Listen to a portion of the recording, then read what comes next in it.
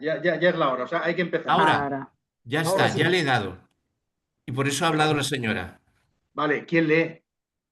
Leo yo, ¿Habíamos ¿no? Clara. decidido? Venga. ¿Clara? ¿Sí? Que Sí, bueno, yo me lo he autoasignado, ¿eh? Si os parece bien, yo sigo. sí, Nos venga. parece Muchas excelente. gracias. Listo. Bueno, pues empezamos este prólogo. Un Bueno, momento. hoy, ¿Nadie más que yo perdón. recibe la solicitud de permisos? Hoy supongo que sí. Vale, Hoy, me estoy al tanto. Disculpa, adelante. Pues eso, hoy en la sesión del jueves 30 de octubre empezamos el prólogo de Alberto Scarponi a la edición alemana, no italiana, de El hombre y la democracia de Lukács. Se titula Almas, formas, democracia. Y ya sabéis, me interrumpís cuando queráis, intentamos esperar al punto y vamos. El título es muy bonito. El título, que es muy bonito. Sí que lo es. En 1968, Georgi Lukács tenía 83 años, pero lejos de retirarse, trabajaba activamente en una obra, en un libro, la ontología del ser social. Es decir, en los 2000 folios mecanografiados que consideraba debían contribuir decisivamente a inaugurar una nueva época, la del renacimiento marxiano. Con esa intención intelectual, corroborada psicológicamente por el hecho de haber sido por fin readmitido el año anterior en el Partido Comunista Húngaro, tras una antesala que duraba desde hacía más de 10 años. Lukács reflexionaba sobre cuanto estaba ocurriendo en el mundo. Un 12 segundo, años. un segundo, Lara, un segundo. Es ignorancia mía. Bueno, quería hacer un comentario y una pregunta. La pregunta es, al final, para entender, es que yo no lo sé, ¿la ontología del ser social la acabó completamente? ¿La acabó? ¿Lo dejó interrumpido? ¿O está acabada? ¿Esto lo sabéis? ¿La dejó acabada? Sí, ¿Eh? la interrumpió porque los alumnos habían recibido estos 2000 folios y como sus alumnos eran, sin que se editara, publicaron una crítica fiera de la obra del maestro no editada. Entonces él, con toda la paciencia, edita un libro titulado Prolegómenos a la ontología del ser social y luego continúa y de esos 2000 folios hace con que se nota que tiene cáncer y que tiene lo que entonces se llamaba arteriosclerosis, que a lo mejor era Alzheimer, no se sabe, cáncer. Acaba la obra con flojeras, con contradicciones, pero acaba la obra y la da a editar. La primera edición es de 1976 en italiano y la alemana solo se publica en los años 90. De la ontología, los prolegómenos aparte. Ontologías. Los prolegómenos aparte. Y los prolegómenos ya habían salido en el 71 o 72. Y bueno, en la edición que tiene María Ángeles, que es en castellano, ahí lo explicarán en el prólogo seguramente. Pero eso es en la española, que Y es en del año castellano está, pasado. en castellano está traducida la ontología. Y La ontología, la ontología. los Sí. prolegómenos no, os pregunto. Que yo sepa, no. A ver, ¿qué es eso? Sobre... No se te oye, María Ángeles. este libro es sobre la ontología del ser social uno, es un volumen y son los Ah, prolegómenos. pues puede ser que haya... Vale. Cuestiones de principio de una ontología que hoy es posible. Eso Son los prolegómenos. Esos son los prolegómenos. Eso es Esta lo es que la está que había traducido. salido y no sé Sí, si tiene algún volumen más, pero este es lo que había aparecido sí. de Y la dicen que ontología del ser social. irá saliendo toda ella. Los Y eso está publicado prolegómenos en Zaragoza, ¿no? en Zaragoza. En Y Puls. los prolegómenos tenían un Sí, prólogo muy interesante de Tertulián, el cual solamente en los prolegómenos se da cuenta de algo que todos los que habíamos leído cosas de Lukács, bueno, de una cosa, que Lukács comienza su ontología yendo al pensamiento cotidiano. Y dice, los problemas de la experiencia cotidiana son los fundamentos de toda ontología. Esto lo explica Tertulián. Cualquiera de los que habíamos leído la estética, que tiene 250 páginas que comienzan la vida cotidiana, el pensamiento cotidiano, tendríamos que habernos dado cuenta. Pero ni Tertulián se había dado cuenta. O sea, pero bueno, o sea, ¿de dónde saca uno la problemática para reconstruir un qué es el hombre? Pues en esto coincide absolutamente con Suárez y con Heidegger, con la experiencia del Dasein. La experiencia de la vida cotidiana, del ser existente. El Dasein no es más que el ser que está existiendo. Y al que le dan hostias por todos los lados, el mundo le da bofetadas, se entera de cómo es el mundo a partir de las bofetadas que son las de históricamente de cada mundo, por trivializarlo, ¿no? En Suárez lo habíamos visto. Disputación Metafísica 19.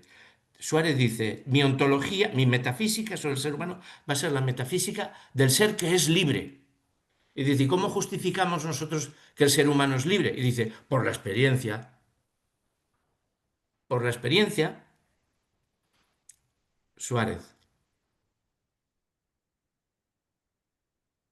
Bueno, esa era la pregunta. Y mi comentario es que es impresionante lo que explica aquí Scarponi, ¿no? Es decir, que Lukács en el año 57, o exactamente en qué año, no lo sé dónde pone,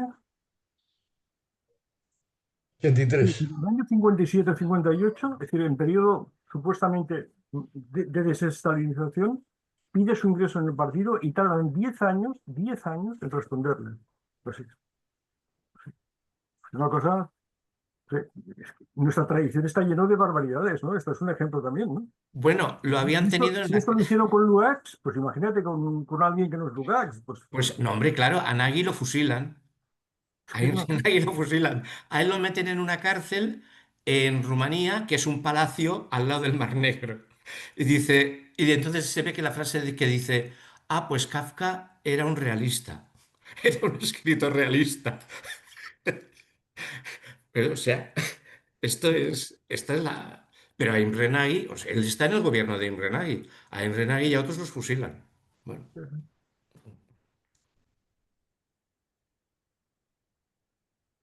¿Sigo? 12 años antes, en los dramáticos días entre octubre y noviembre de 1956, tras la insurrección popular, la semana de vida del gobierno Nagy, del que Lukács había formado parte, la represión de los carros de combate soviéticos y el restablecimiento del orden, el Partido Comunista Húngaro, que desde 1948 se llamaba Partido de los Trabajadores Húngaros, fue nuevamente refundado con el nombre de Partido Socialista Obrero Húngaro. Sin embargo, el traspaso de los afiliados de un partido al otro no se consideró automático. Había que presentar solicitud expresa.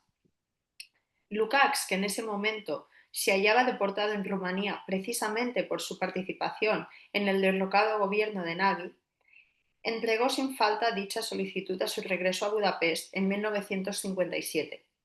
Ninguna respuesta de ningún tipo durante una década, hasta 1967, cuando el partido, estimando alcanzada la consolidación política del país, finalmente la aceptó. vuelvo a insistir en lo mismo, ¿eh? No es que le contestaran diciendo, nos lo estamos pensando, dentro de 4 meses le diremos alguna cosa, después de 4 meses, mire, lo estamos pensando uno, no, es que ninguna respuesta, ¿eh? Sí, es que, bueno, es un maltrato total, vamos, un disparate, pero es mucho. En el reducido grupo de sus discípulos amigos, circuló entonces un chascarrillo. El partido se había afiliado a Lukács.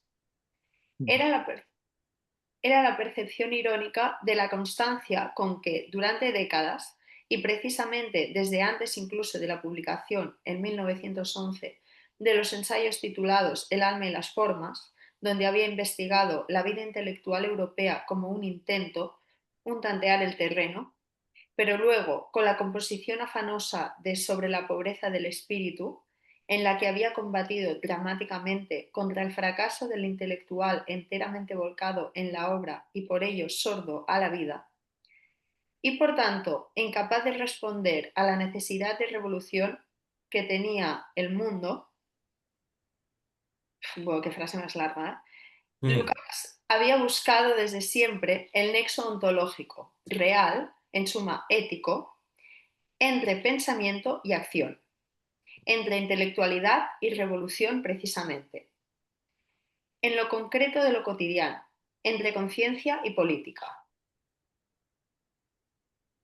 y ahora sabía que había encontrado ese eslabón perdido en el descubrimiento marxiano del trabajo, un complejo antrópico constituido por la cadena: necesidad, conciencia, realidad, deseo, conocimiento, finalidad, acción, valor, medida. El trabajo como categoría fundante del ser humano, de su historia impregnada de posible y por tanto de incertidumbre, y de autoteleología, es decir, de voluntad de sí, individual y colectiva. En 1918, el sentido de aquella necesidad de revolución le había inducido a la elección ética del comunismo, acto moral, subjetivo, voluntarista, visible solo desde la parte del sujeto. Ahora, 50 años después, sabía en cambio que estaba ante un umbral objetivo, solo posible, sí, pero objetivo, frente al eventual tránsito de la prehistoria a la historia del hombre.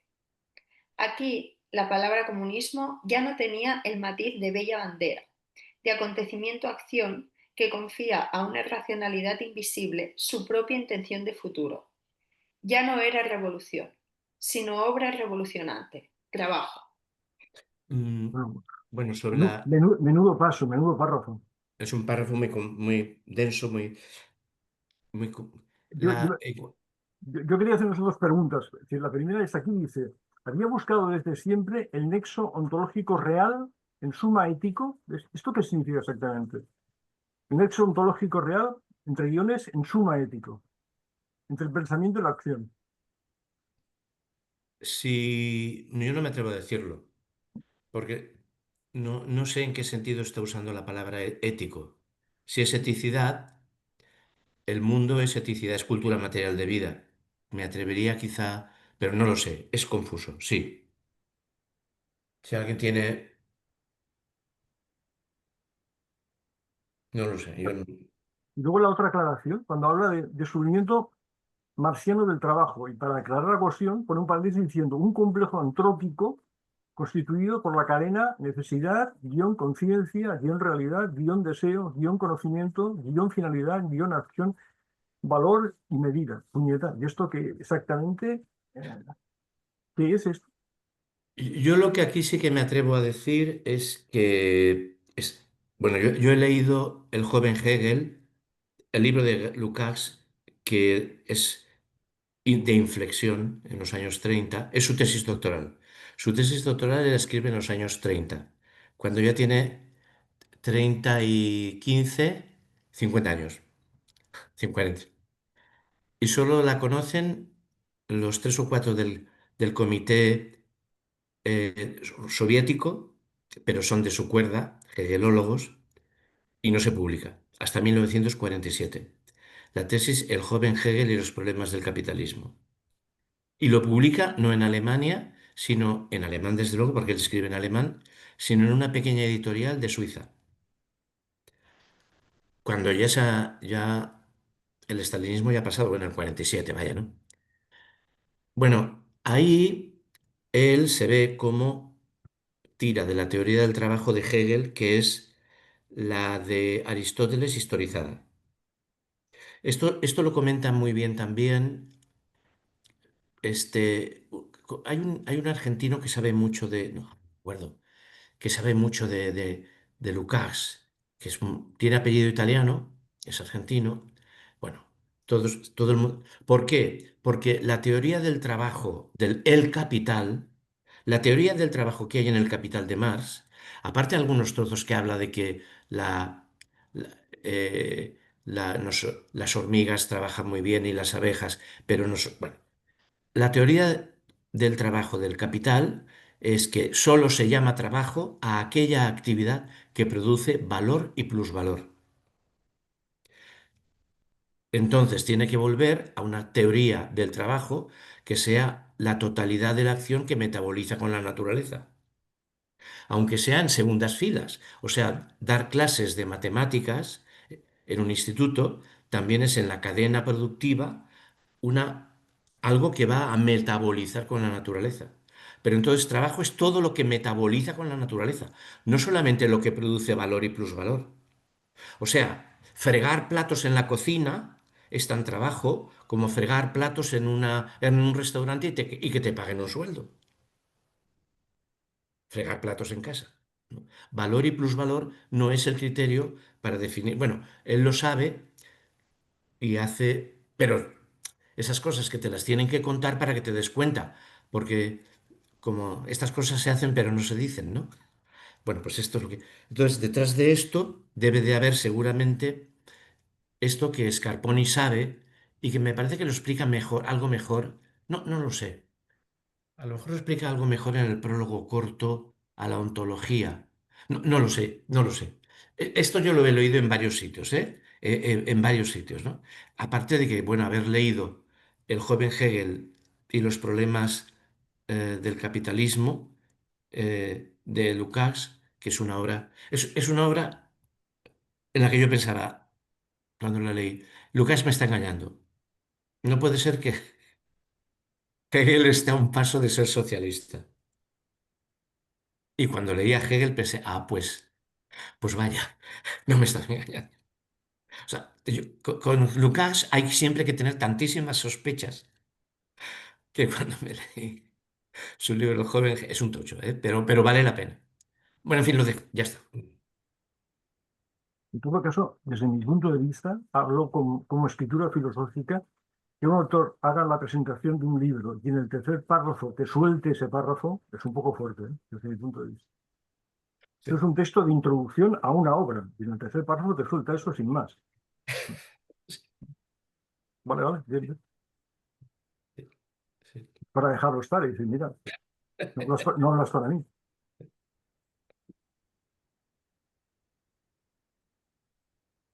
¿Sigo? He aquí a Lukács, entonces, en un estado de ánimo activo y con tal disposición espiritual, mirando a la gran crisis cultural del sistema capitalista, la que después sería encasillada bajo la etiqueta sintética precisamente de el 68. Simultáneamente estaba, y no podía no estar, una crisis cultural igualmente grande del sistema socialista. Esta última, sin embargo, tenía ya su propia historia a cuestas, centrada como estaba en el shock del 20º Congreso del PQS en 1956, con la denuncia del estalinismo contenida en el informe secreto de Khrushchev y las novedades teóricas enunciadas en esa misma circunstancia, a saber, que la paz era posible, o como se prefirió decir, que la guerra no era inevitable y que por el contrario podía iniciarse una coexistencia entre ambos sistemas, todavía en antagonismo entre sí, pero mediante una competición pacífica. Con todo, la situación para Lukács en 1968 no se presentaba ni clara ni buena en cuanto a orientaciones generales. A su juicio, el movimiento de contestación de los valores consolidados que en Occidente venía creciendo entre los jóvenes, y no solo entre los jóvenes, debería haber encontrado un punto de referencia positivo en las realizaciones del socialismo. Sin embargo, este no lograba en absoluto salir del estado de shock en que había entrado en 1956. Y paradójicamente, las corrientes de reforma dentro de los países socialistas tomaban en gran parte como modelo precisamente los valores del mercado, es decir, la economización de la vida, aquella misma que las jóvenes generaciones occidentales querían poner en crisis difundiendo su ideología del derecho al consumo.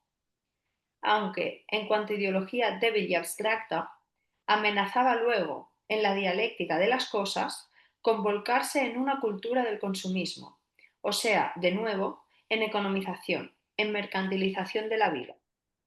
Yo creo que aquí, desde mi punto de vista, yo creo que es un poco injusto desde mi punto de vista, porque cuando habla de, paradójicamente, las corrientes de reforma dentro de los países socialistas, entre las cuales habría que incluir la reforma democrático-comunista de Dubček, tomaban en gran parte como modelo precisamente los valores de mercado, es decir, pam, pam. Yo, desde luego, por lo que yo sé de ese intento de reforma comunista, no era eso ni muchísimo menos.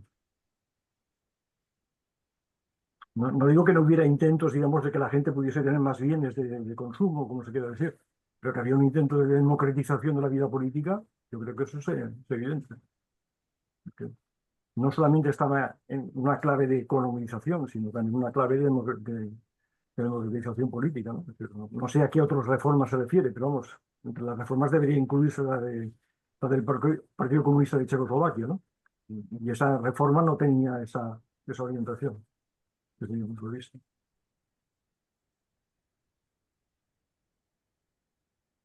Bueno,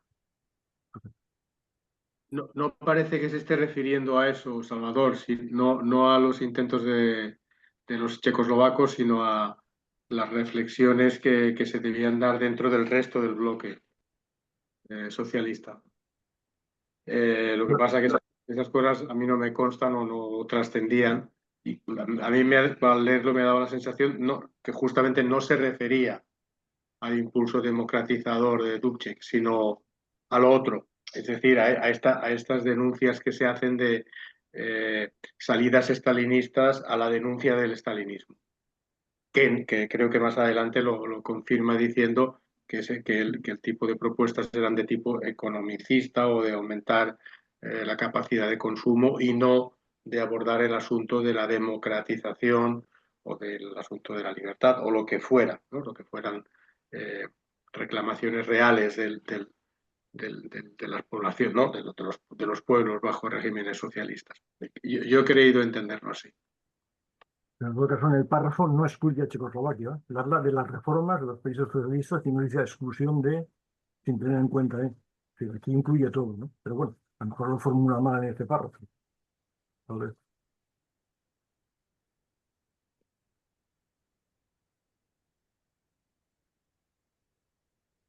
Había, pues, que intervenir para poner a foco, ante todo en el plano teórico, qué no podía ser el socialismo, en qué debía autocriticarse y hacia dónde, por su propia naturaleza, se encaminaba históricamente.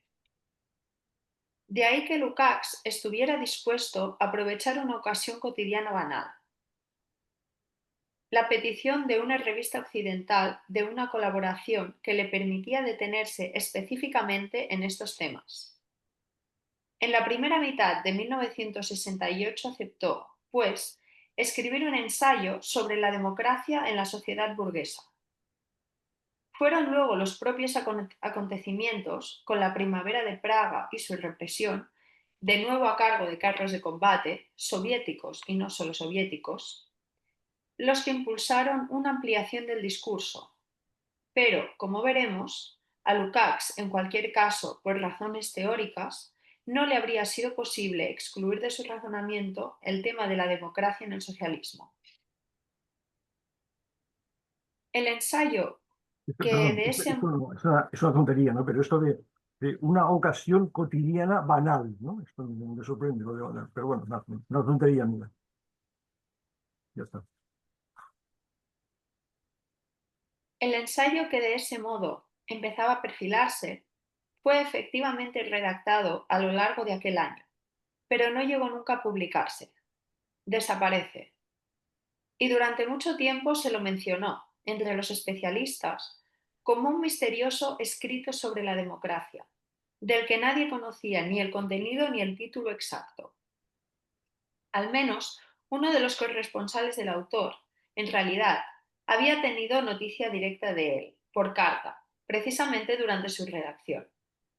Fue de hecho Frank Benseler, el curador de las obras completas de Lukács en alemán, es decir, en la lengua original en la que redactaba sus escritos filosóficos y teóricos, y que, por tanto, debía ser el primero en enterarse del asunto, quien recibió el aviso.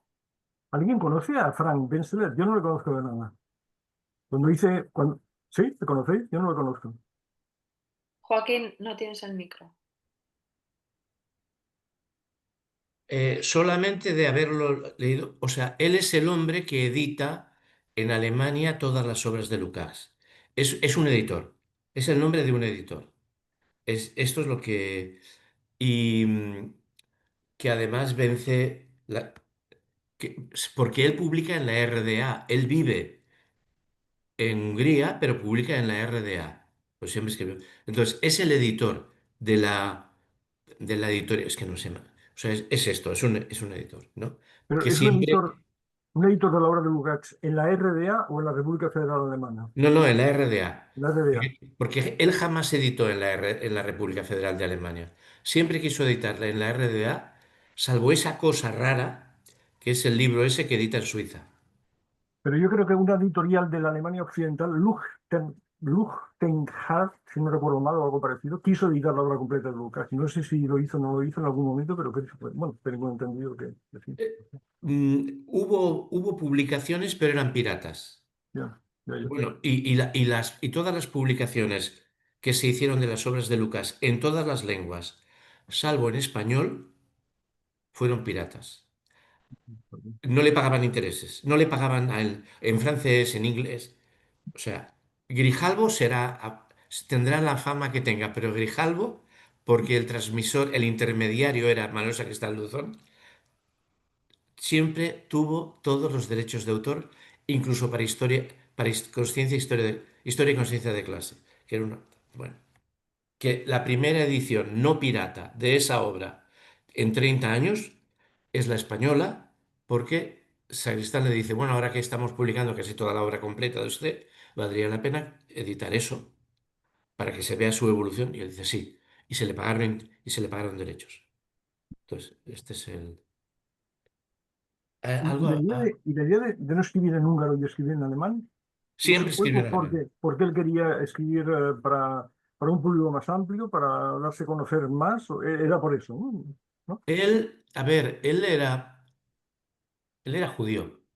Entonces en su casa seguramente se hablara alemán. Era judío y burgués, alta burguesía. Era un von Lucas, seguramente. Entonces, él firmaba, ¿por qué lo digo? Porque él firmaba siempre Georg Lucas. O sea, eso que se aparece ahora como Georgi Lucas, que sería, él siempre firmó Georg Lucas. Entonces, no Pero si hace... no es normal, Joaquín, esto que haces, si no, en la conversación que mantuvieron con Abendroth, hay un momento que los presentadores, si no recuerdo mal, decían que hablaba un alemán muy raro, muy poco fluido o algo parecido, ¿no? Es decir, no, bueno, no sé. Bueno, Puede ser, eso nada, ya no. Eso lo no. decía, eso no lo dicen lo decía en algún texto como explicación. No sé, No, que él yo creo que en las siempre. presentaciones, uno de los presentadores, creo que el Abendroth o el Kofler, dicen esto, pero bueno, no tiene importancia, no, no, bien, bien, de acuerdo. Sí, sí. Pero escribió siempre en alemán, desde sus primeros libros. El Alma y las formas también está escrito en alemán. Sí. Sí, también. Se Sí, und Formen. no fueron, sí, sí, sí, sí. Vale, vale. Todos ellos, o sea, si eran austrohúngaros, si eran de las películas de Berlanga. Sí, todos.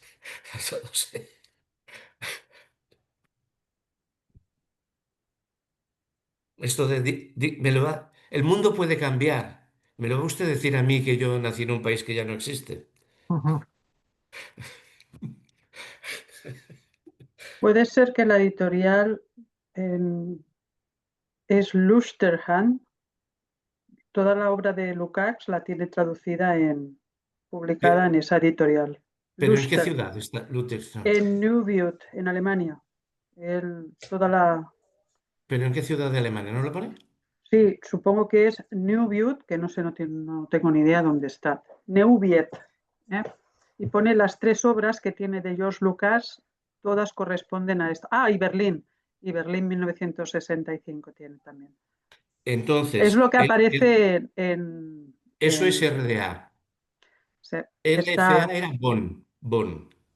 RDA era Berlín. pero Capital de tiene, en RDA. todas pone Editorial Hermann, Luchterhand, Sí, eso es. Neuwied, Berlín 1900, bueno, luego los años. En las 3 obras que tiene de Lukács coincide siempre. Ujú. Ujú. La editorial con la cual se relaciona Manuel Sacristán es esta que acaba de citar Ángeles, con esta. Luchtenhard. Yo lo pronuncio mal, pero es que es esto. Vale, vale.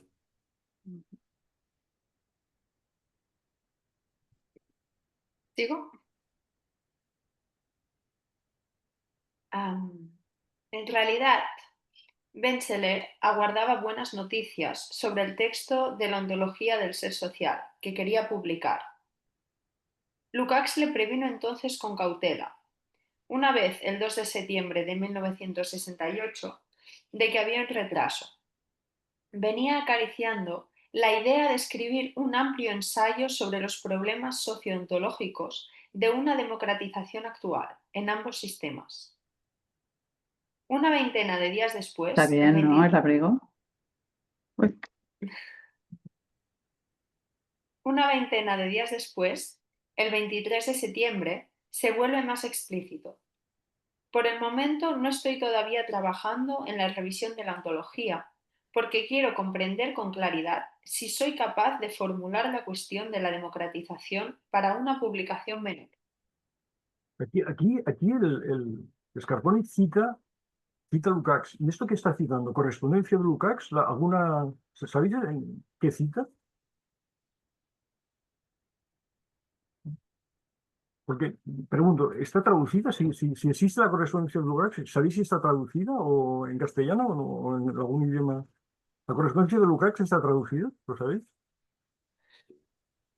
Yo tengo un volumen de cartas de juventud en francés, pero es de juventud, Mm. no sé más. Pero correspondencia editada hay. Por cierto, no me lo he leído.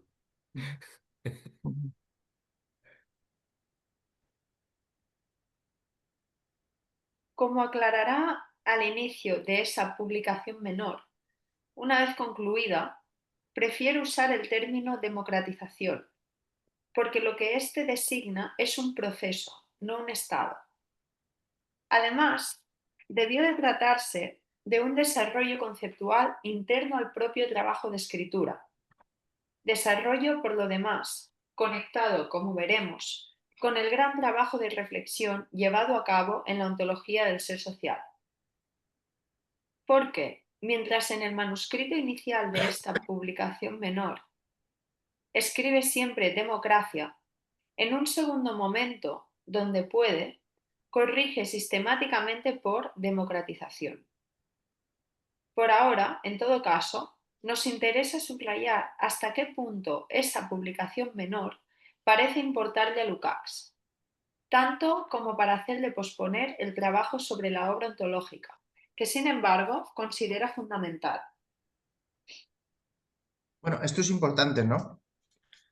Este matiz terminológico que muestra una transformación en su manera de plantear la cuestión de la democracia, no como algo a establecer, sino como el nombre de un movimiento, ¿no?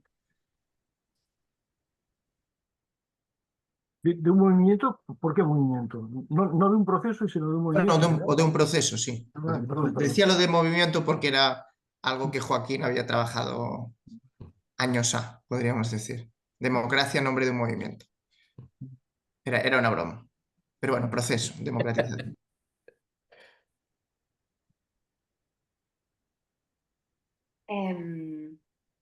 Continúo, ¿eh? Hay, en efecto, urgencias políticas que empujan a adelantos y desarrollos. En el agosto checoslovaco, recién ocurrido, ve algo más que la simple represión, por parte soviética, de un intento de liberalizar el régimen. Para Lukács, una parte y la otra, más allá de los derechos conculcados, de los intereses y de las intenciones, carecen de perspectiva histórica. En su lenguaje, carecen de perspectiva ontológica. Permanecen encerradas dentro del horizonte bloqueado político del estalinismo, la una como reacción occidentalizante frente a él, la otra como continuidad con él. Es urgente, por tanto, afrontar el tema antiestalinista por excelencia, el de la democratización, entendida, sin embargo, como proceso histórico de formación del hombre. Bueno, pues aquí está, ¿no? Lo que comentaba Salvador. O sea, reducir todo el movimiento democratizador checoslovaco a un intento de liberalizar el régimen que es una reacción occidentalizante al estalinismo. Una visión bastante pobre de lo que había ahí. Bueno, y además les acusa de estar enmarcados en el marco del estalinismo, ¿no? Porque si no leo mal, les dice esto, ¿no? Encerrados dentro del horizonte bloqueado político del estalinismo, ¿no? La una como reacción frente a él, la otra como, sí, no sé, te quedas un poco sorprendido, ¿no? Lo que pasa es que yo no sé si esto es Lukács quien piensa esto o es Scarponi quien lee a Lukács de esta forma, ¿no? Es decir, aquí está hablando Scarponi, yo no sé si Lukács pensaba eso o no, ¿no?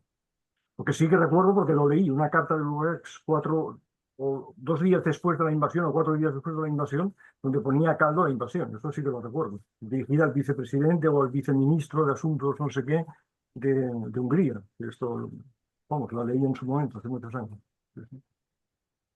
Se presupone que es opinión del que hace el prólogo, claro, porque al fin y Pero al no sé cabo, si te basa bien en como tú Lukács o bien no. dices, es su interpretación. No sabemos si sea de Lucas, pero él sí lo dice.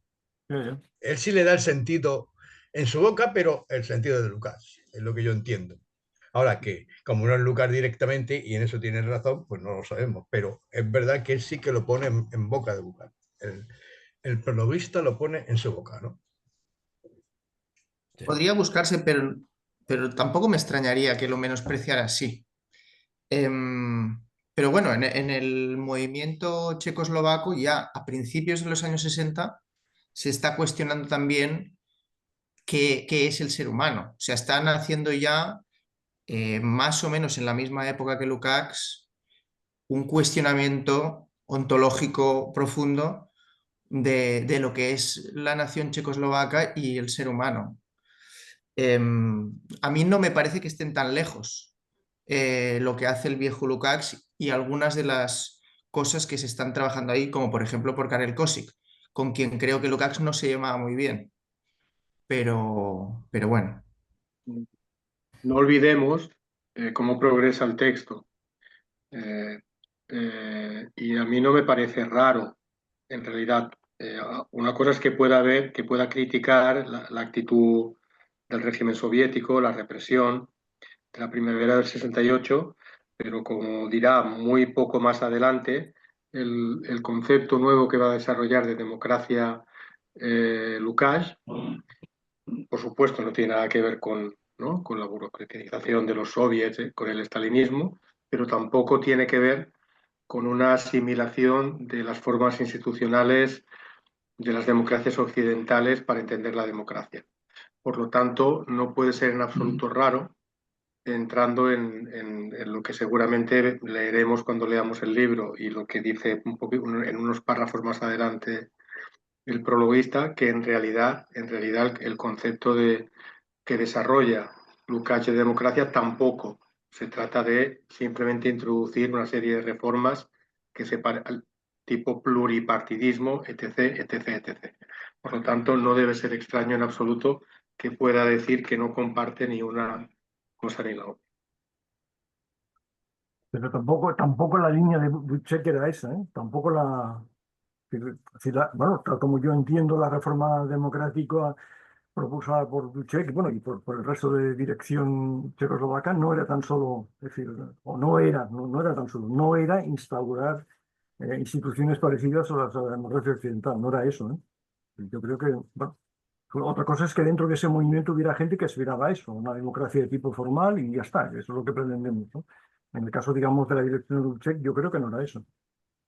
Es que de hecho ya ahí había una visión crítica del 20 Congreso y del discurso secreto de Khrushchev y se acusaba eso de ser precisamente esto que comenta Scarponi. O sea, que no dejaba de ser una revisión de reacción al estalinismo, pero dentro del marco del estalinismo. O sea, ahí eso se había dicho, se había comentado, había salido como tema.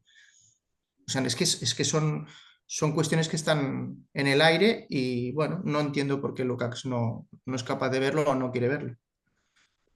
En todo caso, si no recuerdo mal, en esa época hay una correspondencia cruzada entre Sacristán y Lukács.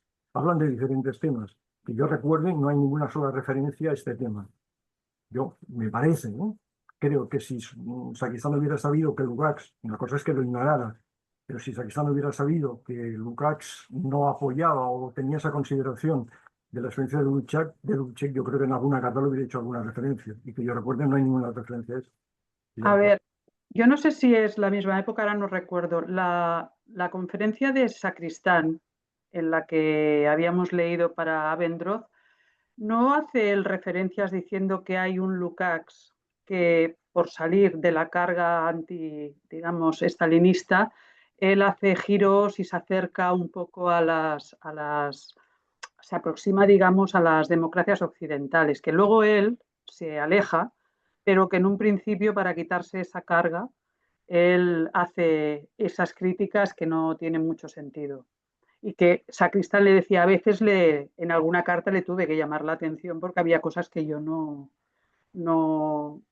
entendía cómo él podía explicar esas cosas y las tuve que matizar. Creo que es por lo que estuve leyendo cuando comentamos de... Creo que Puede hace ser, referencia a la conferencia de 1985, me parece, la que comentamos en su sí. momento. En mi recuerdo, no, pero bueno, yo no me hagas caso porque tengo mala memoria. Tío. Las cartas entre los dos, las que se conocen, que creo que en total son unas 40, Sí. una cosa así, yo me las leí en su momento. Mi Sí. recuerdo, pero repito, tengo mala memoria, no hay nada con respecto a eso. Pero puede ser, no digo que no. Hay otro paso que también a mí me parece, para entenderlo bien, ¿no? Dice aquí, para Lukács, una parte y la otra, más allá de los derechos conculcados, de los intereses y de las intenciones, carecen de perspectiva histórica. En su lenguaje, carecen de perspectiva ontológica. Por lo tanto, aquí Scarponi parece identificar perspectiva ontológica con perspectiva histórica, ¿no? Yo no sé si eso es así o no. A mí me parece raro, ¿no?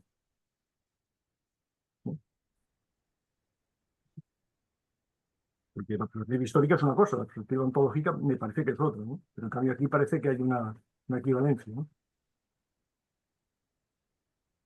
¿No? No sé cómo lo veis vosotros, ¿no?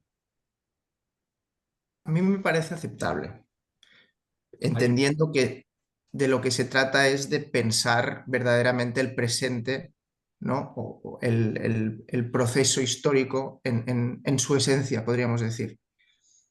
Y eso puede tener un peso ontológico, especialmente para Lukács, ¿no? Que es a lo que va. ¿Qué significa esto para la historia del ser humano? ¿En qué punto estamos? Yo lo acepto. Pero entonces ontología es historia, para entendernos. Lo digo para entender los No, una conceptos que utilizan. ontología es qué es un ser. Y el ser ese puede ser histórico o no histórico. O sea, una ontología es... Ontología, ¿qué es el ser? Pues el ser humano es un ser histórico. Un trazo ontológico del ser humano es su historicidad. O sea, puede haber ontologías no históricas. La ontología de Santo Tomás es no histórica, porque no contempla la historicidad. O sea, ontología es una pregunta. ¿Cuáles son las características fundamentales de un ontón? ¿Qué es el ser qué es el ser que está siendo? Eso sí que tiene ya su mordiente, ¿no? Porque ontón es el ser que está siendo. O sea, es un existente, no es una esencia. Perdón. Bueno, pero esto ya nos vamos muy lejos. Bueno, lo primero, o sea, quedemos en lo primero, ¿no? La respuesta sería esto. Hay ontologías que consideran que el ser humano es histórico y otras que no. El otro debate anterior, no he querido intervenir, habría que irse a ver la teoría de Radovan Richta, que es la revolución científico-técnica, que era un tecnologicismo de cojones, que era lo del partido. Pero bueno, por el tecnologicismo de cojones no le vas a dar un golpe de Estado. Pero eso tenía problemas. Bueno, he querido dejar el tema, ¿no? Porque no... Es que claro que había, evidentemente que había ahí una parte del movimiento reformador que tiraba a la occidentalidad, etcétera.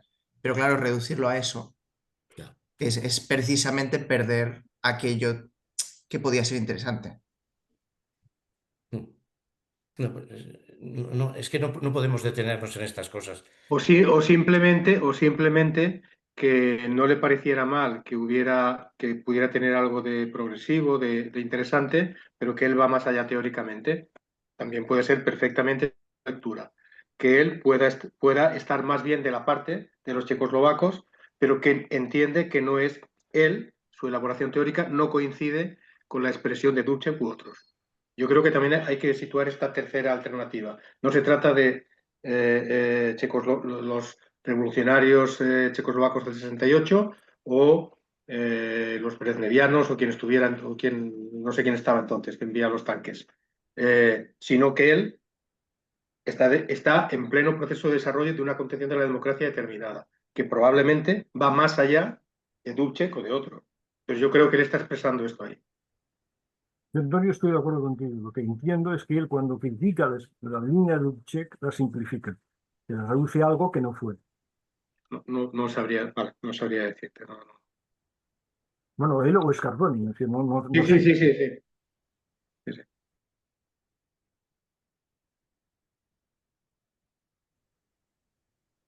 El leve acento de duda en la carta de Benseler sobre sus propias capacidades para sacarlo adelante no es en absoluto un rasgo de estilo.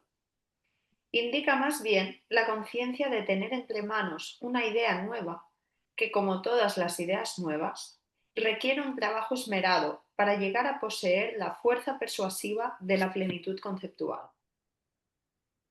Lukács, no obstante, siguió adelante con optimismo, hasta el punto de poner en marcha ya acuerdos para la publicación, pero no con Benseler, es decir, no con su editor habitual en la Alemania occidental, sino que entabló acuerdos en Roma con Editori Riuniti, la editorial del Partido Comunista Italiano. El cambio de editor está manifiestamente ligado a motivos que trascienden las consideraciones comerciales. De hecho, Frank Benseler recibe al respecto una comunicación el 25 de noviembre de 1968, según la cual él, ciertamente, podrá sacar la edición alemana, pero solo después de la italiana. Y aún Lukács precisa expresamente: es muy importante que ésta valga como edición original. Con todo, como se ha dicho, el volumen no llegó a publicarse. El autor no firmó contrato alguno con nadie y el escrito sobre la democracia desapareció de la circulación. Las razones fueron políticas. Joaquín, parece ser que Benseler es un editor de la Alemania occidental según esto, según lo que dice aquí. Pues me habré equivocado. Sí, pues si se lo dice, pues no hay problema. Sí, pues me he equivocado entonces. Intermedio político italiano. Lukács sabía, obviamente, que había dado un nuevo planteamiento al discurso sobre la democracia, con fuertes implicaciones de crítica de lo existente en ambos sistemas.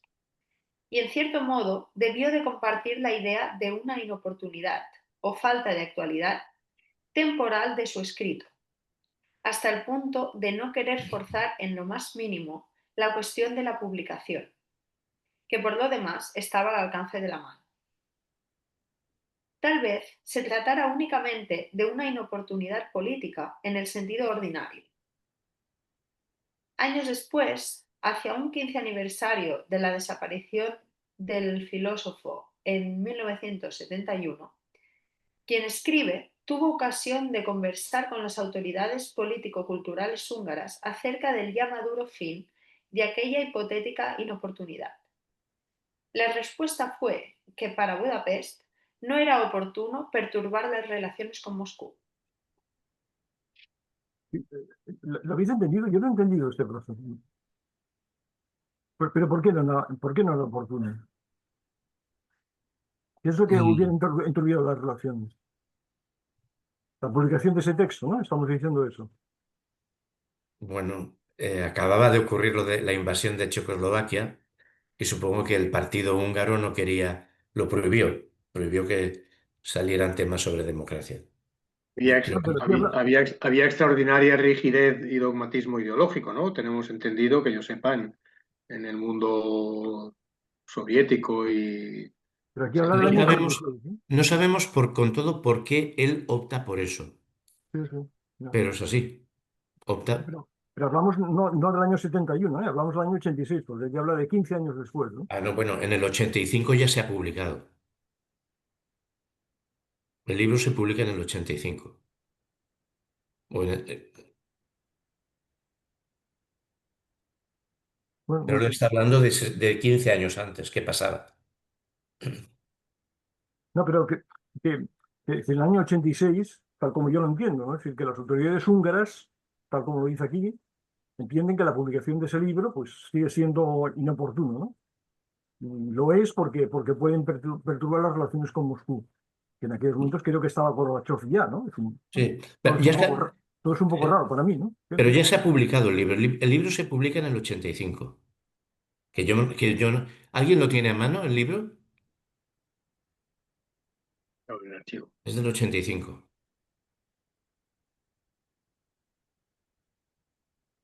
O sea, se publica con Gorbachev, para entender. Pero,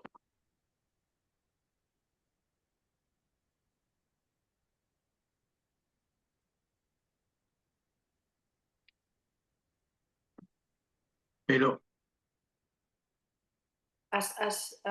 Antonio se acaba de enviar. Salvador, pero no sé si si he leído mal, pero lo que dice eh, es que la conversación esa es en los años 80, pero hace referencia al por qué no lo publican cuando, en el En su momento en que se momento. escribe, ¿no? O sea, que digamos que se desvela el misterio en los 80 y pico, ¿no? Si no he Sí, leído yo creo mal. que es así. Yo creo que es así. Pero hace referencia a la no publicación en el momento de su escritura o inmediatamente después, Es ¿no? posible, sí, sí, de acuerdo, de acuerdo.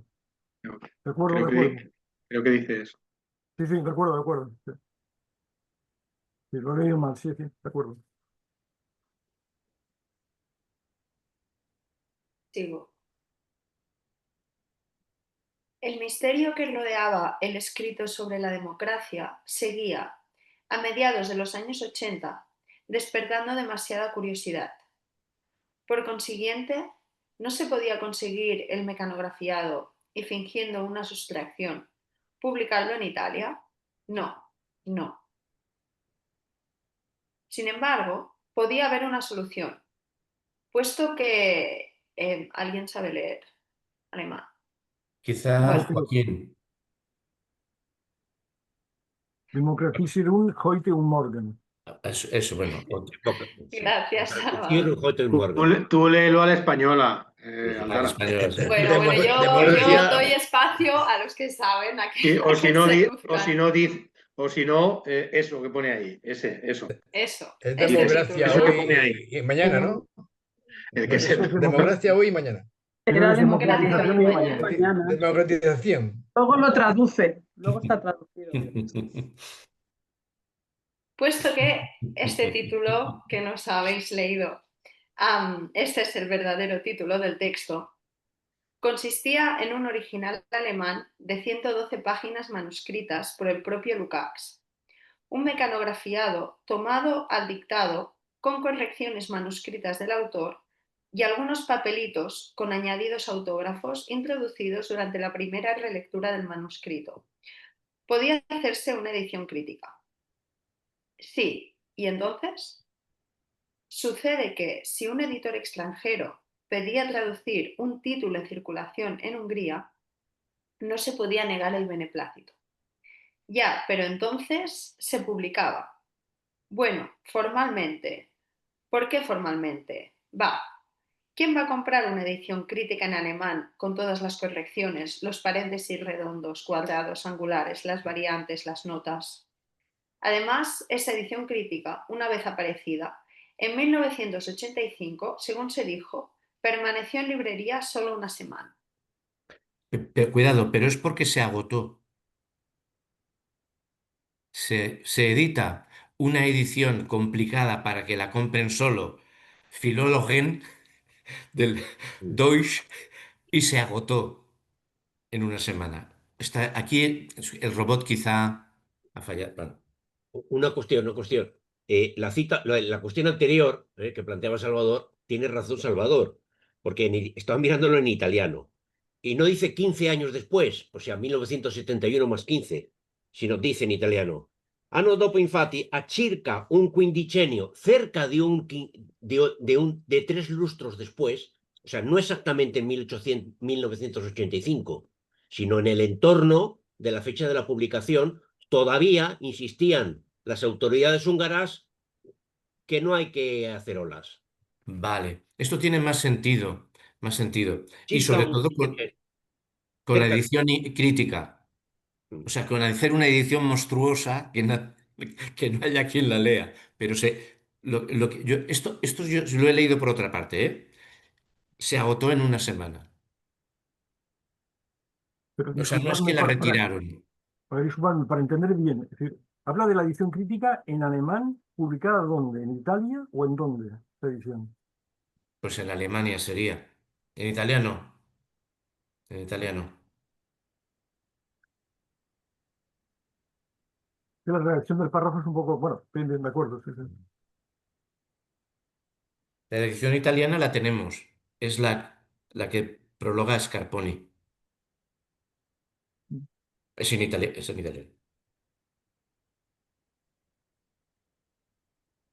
Sigo.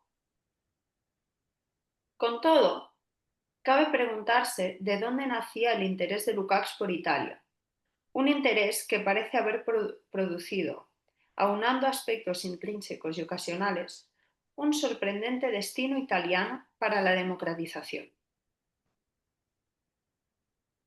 En realidad, la referencia a Italia parece dilatarse más allá de la simple publicación de este libro. Conviene quizá recordar al respecto que el regreso de Lukács a la escena política después de 1956 se produce con una entrevista en l'Unità, el 28 de agosto de 1966, sobre la reforma económica húngara, entonces aún en fase de discusión teórica. Y es interesante observar cómo en esa entrevista aparecen ya algunos motivos de fondo de democratización hoy y mañana. A saber, primero, la búsqueda de un tertium datur, tanto frente al atraso sectario y dogmático, como ante la capitulación incondicionada ante la economía capitalista. Segundo, o dos, la convicción de que este tertium significa renacimiento de la teoría y del método de trabajo de Marx, como él mismo está demostrando por entonces en la ontología del ser social. En particular, por lo que se refiere a la economía, es preciso, según Lukács, en primer lugar, aportar probables correcciones o interrogaciones a la teoría marxiana de la reproducción, ampliada, contenida en el segundo volumen del Capital. En segundo lugar, da una interpretación teórica del cambio sustancial ocurrido en el sistema económico del capitalismo. En tercer lugar, fijar las eventuales categorías diversas de nueva formación en los sistemas capitalista y socialista respectivamente. 3. El establecimiento de un nexo estrecho entre la realizabilidad de la reforma económica y el restablecimiento de la democracia proletaria. 4. La puntualización de que, a tal fin, es necesario derrotar realmente en la práctica la indiferencia y la apatía de la gente y formar una opinión pública que actúe abiertamente. 5. Por último, la afirmación, teóricamente muy densa, de que la reforma económica debe conducir a una reforma del modo de vida de las masas. Véase de Lukács, Marxismo y Política Cultural. Sigo, ¿eh? Pero Bueno, entonces, digas. no, que, que- que- que podemos seguir para ver qué pasa más tarde, ¿no? Pero que el párrafo en sí tiene mucha sustancia, ¿no? Es decir, tiene muchas cosas ahí, ¿no? Sería cuestión de comentarlas una por una, pero bueno, si acaso lo dejamos para luego, para más tarde, porque me imagino que volverá sobre esas cuestiones, ¿no? En todo caso, lo que entiendo que en la entrevista de la unidad no recuerdo de qué año, del año 66, ¿no? Sí, Me parece que lo que intenta agosto del Lukács es 60. eso, ¿no? Es una reforma clara del socialismo, ¿no? Eso está claro, ¿no? Entiendo yo, ¿no?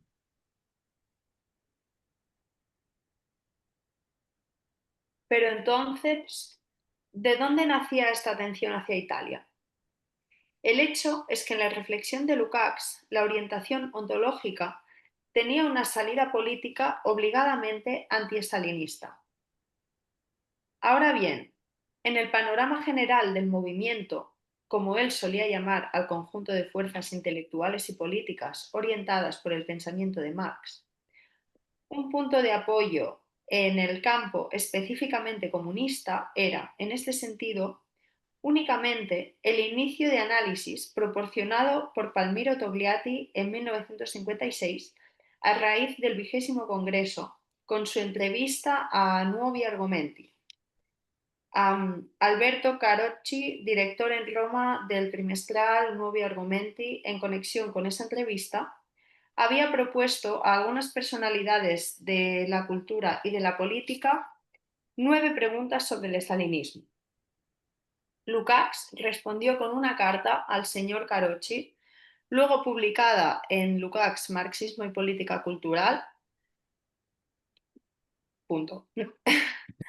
Y de hecho, es precisamente del planteamiento togliattiano del problema de donde arranca aquí, en Democratización hoy y mañana, el razonamiento sobre qué ha sido en realidad el estalinismo. Lukács, además, constata polémicamente, en los 12 años transcurridos entre 1956 y 1968, la ausencia de ese análisis histórico-social en profundidad del periodo de Stalin que Togliatti había reivindicado para evitar el efecto de encubrimiento derivado de la fórmula del culto a la personalidad cuando se usa como explicación de todo. Está tan convencido de la corrección metodológica de tal reivindicación que explícitamente presenta como una respuesta a ella la parte de Democratización hoy y mañana que versa sobre el asunto. Una respuesta, sin duda, no completa, pero que, en la intención del autor, servirá para arrojar luz sobre los principios directivos de un segmento tan importante del desarrollo del socialismo, es decir, sobre lo esencial. El análisis político ofrecido por Togliatti es, para Lukács, un dato adquirido. En sustancia, comparte el juicio según el cual Stalin fue a la vez expresión y autor de una situación, y lo fue tanto por haberse mostrado el organizador y dirigente más experto de un aparato de tipo burocrático en el momento en que éste se impuso sobre las formas de vida democrática, como por haber dado una justificación doctrinal a lo que en realidad era una orientación errónea y sobre la cual luego se sostuvo, hasta asumir formas degenerativas, su poder personal. Aunque no hay duda alguna respecto a estas líneas, pero la reivindicación fenomenal, uninominal y clara, directa, atribuible a Togliatti es pasmosa. Está diciendo que él parte en su elaboración de este texto sobre la democracia que en su origen, en su inspiración está Togliatti, en su análisis sobre el estalinismo. Sí, sí. Creo que es eso, sí. ¿Verdad? O sea, solo por subrayarlo y porque no pase así como inadvertido, pero está diciendo, o sea, está rindiendo un tributo claro y estableciendo una afiliación extraordinaria con Togliatti. Scarponi es un togliattiano. Eso también hay que decirlo. Pero no hay por qué sacar conclusiones, ¿no? Es cierto que la entrevista se publica en Italia cuando Togliatti ya está muerto. Togliatti muere en el 64 y la entrevista es del 66 y ya el que está cortando bacalao es Longo, que es más hacia el este, pero no la impide. Porque aquí están los tejemanejes del Partido Comunista Italiano, claro. En todo caso, para decir lo que pienso, más allá de lo que digo, lo que dice Togliatti y la relación con Lukács, que yo estoy de acuerdo con Antonio, porque creo que está citado para decir que Lukács toma base en lo que dice Togliatti. Si yo tuviese que decir si estoy de acuerdo o no con lo que dice Togliatti, la verdad es que no sabría responder, sinceramente. Así que no sé si estoy de acuerdo o no con lo que dice. Tendría que darle 40.000 vueltas y responder. No lo sé. No digo que no sea una explicación interesante, digo que no lo sé, no lo sabría decir.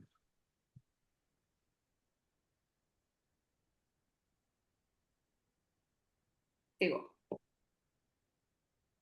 Del mismo modo, Lukács acoge con prontitud el recordatorio de Togliatti al Soviet, al Consejo, como forma institucional mucho más democrática y avanzada que cualquier sistema de representación política tradicional. Forma que, sin embargo, quedó vaciada, incluso desmantelada, por la irrupción del burocratismo stalinista. Y de ello se sigue, para ambos, que en los países socialistas se opte, en el plano institucional, precisamente por los consejos y no por las formas de organización de las sociedades capitalistas, como vía de salida del estalinismo. Pues aquí me pasa lo mismo, sinceramente. Entiendo el argumento, entiendo la exposición, pero si yo tuviese que manifestarme respecto al tema del soviet o al tema de la democracia de los soviets o de los consejos antes de la evolución del estalinismo, pues no sabría qué decir. ¿Eran formas realmente democráticas? Pues no lo sé, me falta conocimiento histórico.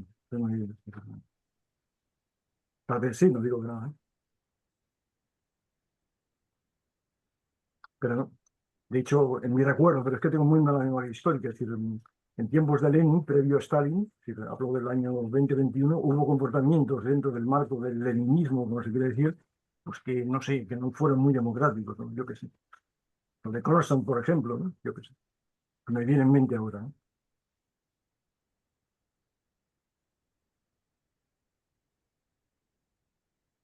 Digo. En particular, conviene subrayar la concordancia en el... Perdón, pero Salvador, el soviet no es una creación leninista. No, ya. Pero El soviet es otra cosa, es una creación de las masas. Sí, sí. Yo lo que intenté decir, lo que pasa es que me expliqué mal, es que... Entonces, supongo que se pone énfasis en la burocratización de los soviets a partir de la época stalinista. Entonces, si pensamos en la época anterior, parece que aquello fue otra cosa distinta. Entonces, yo no tengo conocimiento histórico para decir si eso es así o no.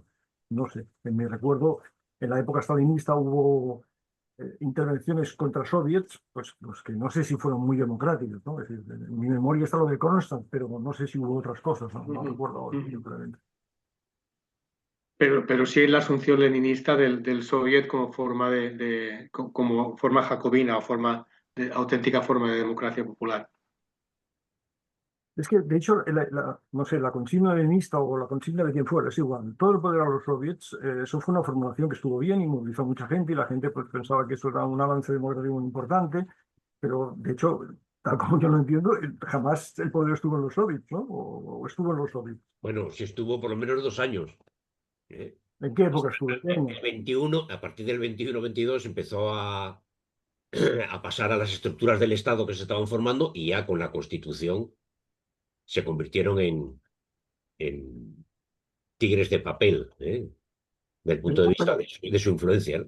Pero Joaquín, ¿cuándo estuvo entonces? ¿Cuándo el poder estuvo en los soviets? ¿En qué años?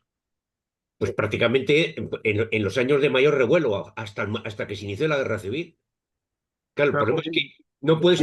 Los que permiten la revolución, los que permiten la revolución. Claro, los que deciden que se acaba la guerra, que se acaba de combatir en el frente y que los soldados, en vez de ir hacia el oeste, vuelven hacia el este, arrasan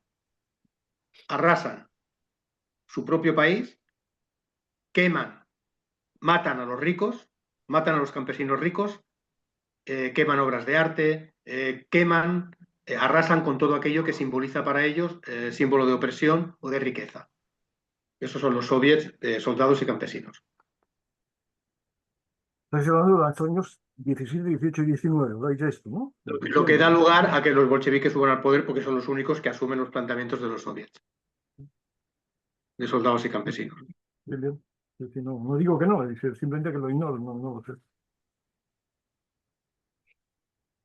Ignoro también si ese poder de los soviets, suponiendo que fuera así, y si lo decís, pues vosotros sabéis más que yo, fuera un poder realmente pues, democrático popular. O si ese poder hizo cosas que aunque fuera un poder de soviets, pues son lamentables o poco vindicables. No lo sé, es decir, todo eso yo lo desconozco. Pero era democracia radical, jacobina, era democracia radical. O sea, cosas lamentables. Puede que hasta fueran antihomosexuales y por supuesto, debían ser muy machistas. Haciendo broma ahora para entendernos, ¿eh? Pero era lo más cercano, probablemente, ¿no? Junto con la democracia jacobina y alguna otra experiencia histórica que se puede concebir como poder directo. Exacto, era el instrumento de participación popular de las masas. Que las masas se comporten siempre racionalmente, ¿eh? O que tengan no. estrategia a largo plazo es otra cosa. Pero tanto la revolución de 1905 como la del 17 fueron el poder, organizado de las masas, y al frente del cual se pusieron los bolcheviques. Pero era una estructura pero que como tal estructura de poder yo creo que duró un par de años, no duró mucho más. Pero es que no sé si meto la pata o no meto la pata, pero creo que, es que repito mi mala memoria, pero creo que en el año 18 hubo elecciones a la Asamblea Constituyente, ¿no? Si no recuerdo mal. Y de esas elecciones a la Asamblea Constituyente creo que el partido bolchevique perdió realmente las elecciones, ¿no? Que las fuerzas que ganaron fueron los socialrevolucionarios que creo que representaban a la masa campesina, ¿no? Si no recuerdo mal, ¿no? O a sectores más moderados del proletariado industrial, ¿no? Los mencheviques, sí, sí. No sé si eso está relacionado o no con el poder de los soviets. En cualquier caso, lo que creo que pasó es que esa decisión de la ciudadanía o de los trabajadores o de los campesinos trabajadores no se cumplió, ¿no? Lenin le dio como quiso leer ese resultado y la cosa no se concretó en que el poder cambiara de manos, ¿no? ¿Te parece? ¿No?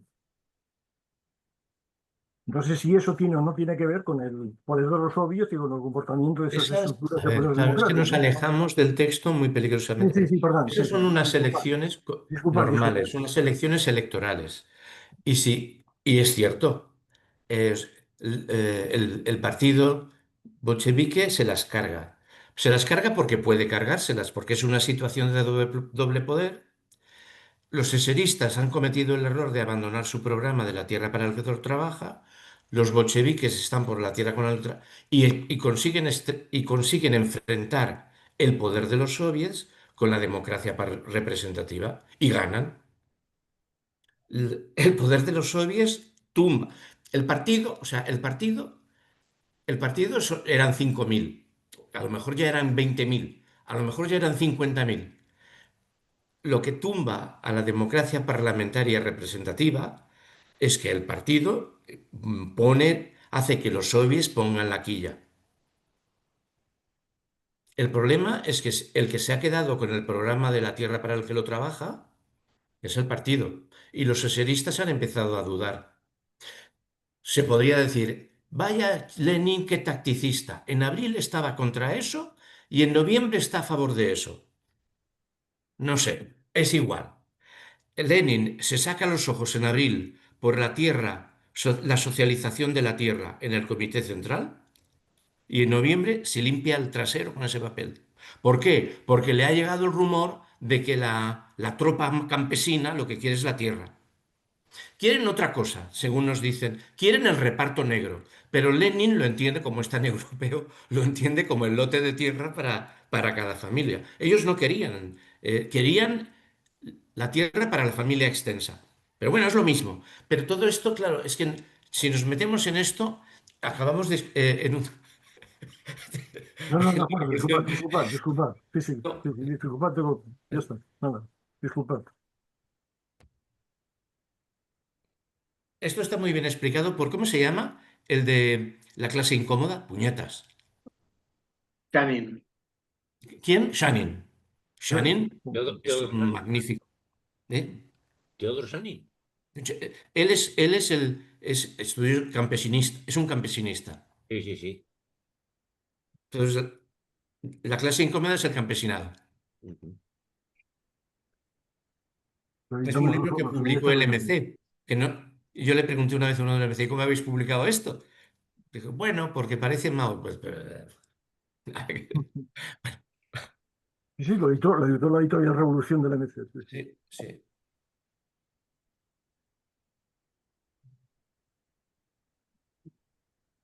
Sigo, ¿eh? En particular, conviene subrayar la concordancia en el punto del pluripartidismo. Para uno y otro, se trata de una forma política históricamente conectada con la específica sustancia social de los países capitalistas y, por tanto, no idónea para resolver el problema de la democracia en las sociedades socialistas postestalinistas. Con todo, Togliatti había precisado que la pluralidad o unicidad de los partidos no puede considerarse por sí misma un elemento distintivo entre las sociedades burguesas y las sociedades socialistas, como tampoco marca por sí misma la línea de distinción entre una sociedad democrática y una sociedad no democrática. Por otra parte, en los países todavía capitalistas, donde el movimiento obrero y popular sea muy fuerte y desarrollado, no puede excluirse la hipótesis de profundas transformaciones socialistas realizables en presencia de una pluralidad de partidos y por iniciativa de algunos de ellos. Llegados a este punto, sin embargo, Lukács había tomado ya un camino propio que, nos parece, lo conduce por completo más allá de los límites de la cultura política tercerinternacionalista, también la toglatiana. Acepta la distinción tradicional entre democracia política, burguesa, y democracia social, socialista, al menos como punto de partida. Pero luego funde ambas en una tercera cosa, la democracia de la vida cotidiana, que no asume simplemente como sinónimo del socialismo, sino, digamos, como su nombre propio. De ahí el salto. Esto es muy importante. El libro es el fin del proceso no es el socialismo, sino la democratización. Porque la democratización es el control sobre la actividad. Ya lo veremos en el libro, ¿no? Esto es muy importante. Por eso va más allá del tercio internacionalismo y, bueno, es muy importante lo que leímos en el segundo párrafo, que él no considera válido el segundo libro del Capital, que es el que él quería reescribir el Capital, sobre todo el segundo libro, donde hay que sustituir la reproducción de la fuerza productiva, de la fuerza de trabajo, por la vida cotidiana, que es, bueno, pues esto sí que lo vamos a ver en el libro, ¿eh? O sea, democracia no es sinónimo de socialismo. Estamos en otras claves. Y no es tercio internacionalismo. No sé por qué dice que también Togliatti tampoco es tercio. Es verdad. Esto se lo debemos a esto se lo debemos, que yo lo sepa, se lo debemos a nuestro padre San Manuel, que en su libro no acabado sobre Gramsci dice que Gramsci eran muy inteligentes, izquierda y derecha socialdemócrata, y 2 años después la izquierda y derecha comunista italiana, porque no aceptaban lo que decía Gramsci, porque sabían que no era de su tradición intelectual, no era marxismo. Esto lo escribe Sacristán, ¿eh? Es verdad, Gramsci. Y entonces dice, y Lenin desde lejos lo entendía gracias a su Hegel. Échale guindas al pavo, ¿no? Bueno, y dice, y el grupo del entorno de Gramsci, como habían leído lo mismo que Gramsci, sí que lo entendían. O sea, o sea, aquí esto de que diga que Togliatti bueno, me ha sorprendido. ¿Eh? Esto hay que...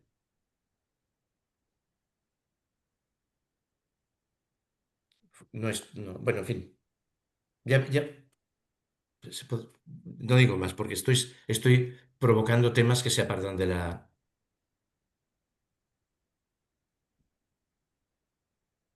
Digo, que en su razonamiento se encierre algo distinto, lo anuncia ya el hecho de que, mientras a Togliatti le bastaba restablecer la normalidad soviética con la mera adición de garantías contra la repetición de los errores del estalinismo, aquí el discurso se problematiza y se complica. Los soviets, más aún, los grandes movimientos de consejos impetuosamente espontáneos habrían podido, analiza Lukács, transformarse en componente orgánico de la sociedad socialista, pero nunca llegaron a serlo. Los propios esfuerzos de Lenin contra la burocratización avanzada fueron inútiles, fracasaron. De modo que hoy no poseemos ninguna experiencia real que sea, ni siquiera dentro de ciertos límites, generalizable para nuestro presente y futuro. Debemos arreglárnoslas por nosotros mismos, como tuvo que hacerlo el propio Lenin, quien no encontró en Marx ninguna receta preparada para resolver los problemas histórica y concretamente nuevos de la construcción del socialismo. Hemos leído 2 veces que él proponía el renacimiento del marxismo. Y eso no es una bagatela. O sea, para Lukács el marxismo estaba muerto, porque renacer es lo contrario, o sea, es que está muerto, es que es un fiambre. Y este señor nunca decía palabras que no correspondieran a lo que quería decir. ¿Eh? Por eso dice que hay que volver a comenzar. Lo hemos leído si no tuviéramos lo que hemos leído, hay que volver a empezar. Toda la teoría tiene que volver a empezar. Los partidos no sirven, los sindicatos. La teoría de volver a empezarse desde el principio. Estamos como en 1815, después de la derrota de la Revolución Francesa. No sabemos, no nos sirve toda. Nada de la teoría anterior nos sirve. Eso lo hemos leído, ¿no? En todo caso, respecto al comentario anterior que habíamos comentado, bueno, respecto a la discusión anterior, aquí lo que dice Scarponi es que los soviets, más aún los grandes movimientos de consejos impetuosamente espontáneos, habrían podido, analiza Lukács, transformarse en componente orgánico de la sociedad socialista, pero nunca llegaron a serlo, es lo que dice aquí. Y Los dice, daños que hemos y comentado dice pues, no serían tales según su punto de vista, que yo no digo que sea un punto de vista acertado o no, pero dice que Y nunca. dice en contra de Togliatti, porque Togliatti quería una resurrección de los soviets. Dice, eso en el libro que viene, nada se puede volver a resucitar, hay que volver a empezar, o sea, no nos sirve de nada lo que murió, no se le puede inyectar aire a lo que hubo y resucitarlo. Hay que empezar la democratización sin saber por dónde. Eso sí que lo leeremos en el libro que viene. Aquí lo que El hace es negar que rechazo. haya alguna experiencia real que pueda servir de inspiración. Según él, no existe o no ha existido.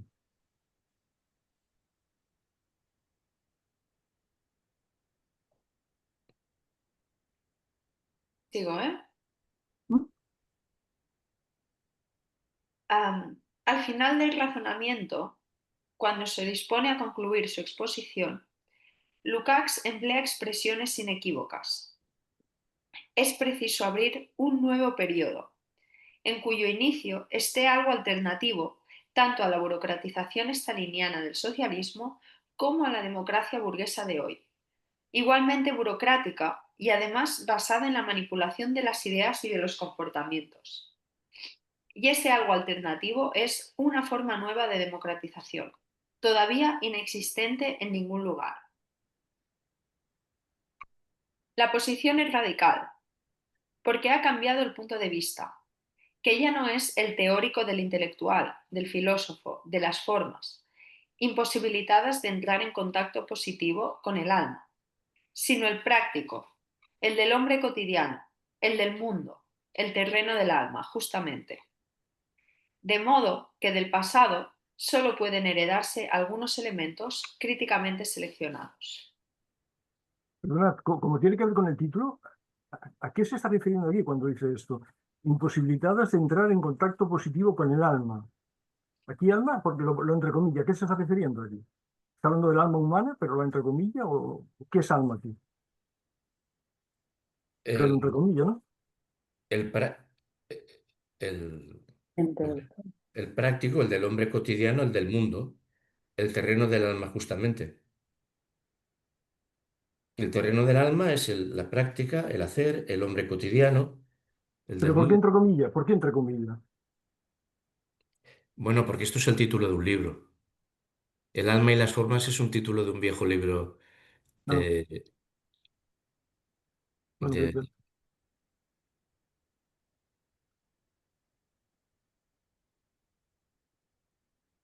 No sé si alguien quiere decir. Pues sigo. Bueno, Entre esos, sí, perdón, matizar.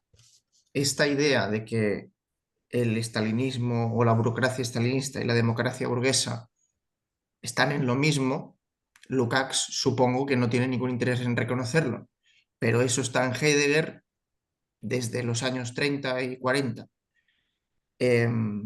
Y quizás esa es la razón por la cual tampoco le gustaban ciertos planteamientos, y vuelvo a eso, de los checoslovacos, porque el cuestionamiento radical pegado a la ontología que trata de repensar qué significa ser checo, qué es autonomía y qué es el hombre, está muy mediatizada por Heidegger.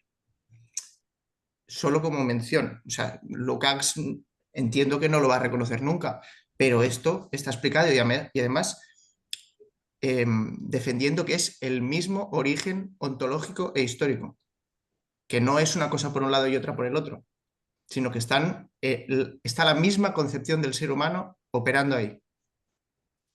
Ya está, perdón. Pero Gerard, es que lo que dices es importante, pero para entenderte bien, ¿qué es lo que está en Heidegger exactamente, según tu punto de vista? ¿Qué es lo que está en Heidegger? ¿Pero qué es esto? Esto que ha dicho Scarponi sobre la raíz comuna de la burocratización staliniana y la concepción democrática burguesa. Eso está ahí. Y Heidegger añade, y el nazismo también. ¿Y eso dónde lo dice Heidegger? Perdona, Pues dónde? en muchos textos. Creo que está en Introducción a la Metafísica. Ahora mismo no te sabré decir, pero en muchos textos. Vale, vale. Digamos que lo dice Kosik, que es una línea minoritaria y derrotada del partido checo, porque la que manda es Radovan Richta. No es cierto, Joaquín. No gana Richter. Ganan los soviéticos. Bueno, ganan los soviéticos. Pero a Kosik le meten justo en el 68, mientras entran los tanques, en el Comité Central. No ganan Richter. No. Eso está ahí abierto. Bueno, al menos según lo que yo conozco. ¿Pero quién lo pone en el Comité Central? No ¿La sé, línea de Dubček o los soviéticos, o los prosoviéticos? ¿Cómo? ¿Quién pone a Kosik en el Comité Central? ¿La línea de Dubček o los Sí. prosoviéticos? La línea de No, Dubček. los soviéticos no. Los soviéticos le prohíben publicar hasta 20 años después. Vale, vale. Dubček hace un frente popular en el Comité Central. O sea, bueno, Bien hecho, es bien que hecho. no, vamos a dejar. Sí, la cosa es la siguiente. Una política basada en cuadros eficientes, técnicamente formados, que dirijan la sociedad, eso es el estalinismo. En su versión mejor. Una política técnicamente eficiente de cuadros que dirijan la sociedad es la democracia burguesa. Eliges entre cuadros. Es lo mismo. Heidegger entonces diría, la técnica es perversa, bla, bla, bla, bla. Serían estos los pasos, ¿no? Pero es cierto. No sé, Perdón, es que me una voy del tema. racionalidad, otra versión suave. La política como racionalidad instrumental eficiente es el estalinismo y es la partitocracia. Estamos viendo que tenemos unos políticos que ni siquiera saben hacer eso, ¿no? O sea, para políticos eficientes técnicamente, los rusos, no cajacalas, ¿no? O como se llame. Pero eso es otro debate. Estamos diciendo, en los dos lugares hay que delegar y no ejecutar. Y ejecuta una estructura. Me parece que es a esto a lo que se estaba refiriendo Gerard, ¿no? Lo que igualaría, bla, bla, bla, bla, bla, bla, sería esto, ¿no? Sí, una misma, sí, sí. Bueno, Porque no sé si me voy del tema y si me voy me lo decís y ya está. Pero en tu concepción, Joaquín, tú estás diciendo que el sistema político de la República Popular China es estalinismo, para que yo me ¿perdón? entere bien. ¿Estás diciendo eso? ¿Que el ¿Perdón? sistema político de la República Popular China es estalinista. Es que no te entiendo. De la República Popular China. De China. A ver, es burgués y como burgués es un, o sea, es una democracia, es un sistema de delegación y de no ejercicio de democracia de la vida cotidiana. Es un sistema de delegación. Entonces como sabéis, yo no creo que China sea socialista, pero creo que es lo mejor que nos puede estar ocurriendo en estos momentos, ¿no? Es decir, yo nunca quiero decir nada en contra de lo que está ocurriendo en China, que además tiene un arraigo de masas enorme porque la gente vive mejor, joder, o sea, es que esto, ¿no? Pero un sistema delegativo que se basa, bueno, eso sería, bueno, en fin, sí. Preferiría que me dijeras, la democracia china es la mejor versión de antes del estado de bienestar burgués. Vale. Es que es mejor que compararla con el estalinismo. Vaya, para poder opinar y decirlo rápidamente y dejar el tema, porque es un tema que no. Pero tampoco es capitalista. Es decir, China es un país en el que hay capitalismo, pero no es capitalista, porque el objetivo último de la producción no es el beneficio, sino el desarrollo del bienestar de las masas. Eso es Alcanzar. cierto. Luego, eso no es capitalista. Por tanto, es una sociedad que está, que tiene capitalismo sin ser capitalista, que tiene rasgos de socialismo sin ser socialista, por lo tanto, es una sociedad más avanzada que la sociedad capitalista, que no sabemos hacia dónde está avanzando. Eso lo explicará el tiempo. Pero tampoco se puede decir que es capitalista. Las masas, perdón, pero si vamos a la vida cotidiana de las masas, en China el nivel de alienación y de manipulación de la vida cotidiana y de desconexión en general con lo político es igual o superior a la nuestra. Yo creo que es inferior. Es inferior. Es inferior. Tengo por ahí un artículo que acaban de traducir al inglés, donde tienen un problema con los jóvenes. Y el problema que tienen con los jóvenes es precisamente la desconexión. ¿La desconexión de qué? Pues claro, es que ahí tienen unas estructuras. Bueno, nos vamos a otro lío. Yo creo que hay un nivel de información sobre la realidad, a pesar de la manipulación, bastante mayor que el que hay aquí. Y una capacidad de influencia en las decisiones políticas bastante mayor, de las masas, bastante mayor que la que tenemos aquí. Por ejemplo, la decisión de acabar con el confinamiento no fue una decisión que vino de arriba, fue una respuesta a las protestas de abajo. Por ejemplo, eso. O la decisión de obligar a invertir en las regiones del interior, que es el cambio que se hizo no con Xi Jinping, sino con Jiang Zemin, el anterior, en lugar de decir todo el poder al desarrollo de la costa y de Shanghái, de Cantón y tal, fue como consecuencia de no de la presión por la represión que estabas viendo de los uigures, sino por la presión del partido, a través de las instituciones del partido, de las regiones que se estaban quedando descolgadas. Oiga, ¿y nosotros qué? Y ese ¿y nosotros qué? Se tradujo en un cambio de política. Aquí, la España vaciada, ¿cuánto tiempo lleva diciendo ¿y nosotros qué? ¿Y dónde está el cambio de política? Luego, bueno, creo que todo es matizable, pero que no es socialista, de acuerdo, porque es capitalista tampoco. Es una sociedad con elementos de transición, en mi opinión, y creo que la lectura de este texto, porque claro, las formas de democracia que conocemos nosotros, parece como que es el único patrón que hay. Bueno, pues yo creo que no.